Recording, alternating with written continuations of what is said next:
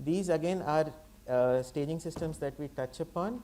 Paris classification was used mostly for endoscopic assessment and still being used for EMR, ESD. A lot of the new machine learning systems are using this classification system while training their models. Borrmann's is a gross pathological appearance classification. These are historic but still very in use today. Lauren again is based on the histology, you are differentiating them into intestinal and diffuse. And diffuse have a poorer prognosis, signet ring cells are more aggressive, seen in younger patients. Again, sir has already touched upon the molecular subtypes. EBV positive has a good prognosis, it is responsive to immunotherapy, MSI is being done regularly. Chromosomal instability, HER2 amplification is also common. Since we are touching all the classification systems, we will also touch upon Siewert. Siewert is more for guiding the surgery.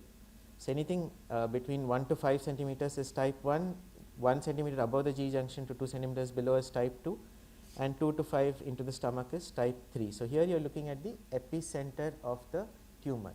And why is this important? There are often times practically when we go take a type 3 tumor for, a type 2 tumor for a total gastrectomy, and then we find that the esophagus margin is positive. And then we are not prepared to go in transhiatally, and it takes a lot of effort to reposition the patient, counsel the attenders, and again go back to the drawing table. The workup again will focus only on the main points. So, as sir said in the imaging part of this session, endoscopic ultrasound is very sensitive for the initial T stages of the tumors. Accuracy is very high for T1, T2. It is slightly less accurate for the end staging. CCT, abdomen and thorax still is the backbone and the gold standard, and its accuracy is almost 60% for nodal involvement. M1 disease is 75%. MRI is an adjunct. We normally do not use it as a primary modality for staging. MRI is very good for evaluating liver and sometimes for doubtful peritoneal. But again, peritoneal is still, staging laparoscopy is still the best way to evaluate peritoneal disease. PET again is for metabolically active distant metastasis.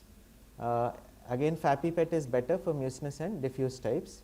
Staging laparoscopy is always the gold standard. Any tumor beyond stage 1 where you are going for surgery, it is advised to do diagnostic laparoscopy.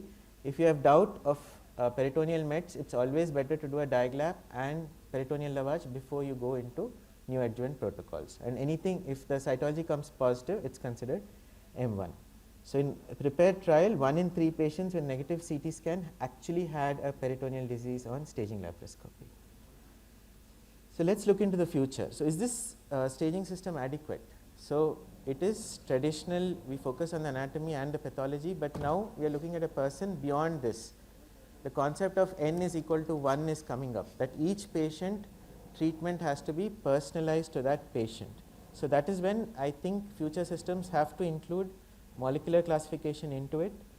What about artificial intelligence and machine learning? So, now in AIG we have already started doing that, right from assessing the TNM staging at the radiological stage to MDTs. We are using AI and ML algorithms, and we found that it is quite accurate. Sometimes subtle findings which are missed are also picked up. So, I think that is the way forward.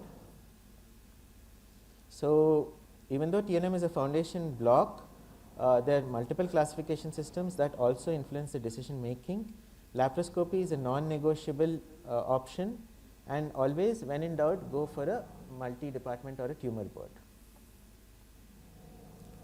Thank you for your kind attention. Imagine that always remember, staging is evolving. Our responsibility as surgeons is not to operate, it is to stage right, treat right, and give the patients the best chance to survive. Thank you.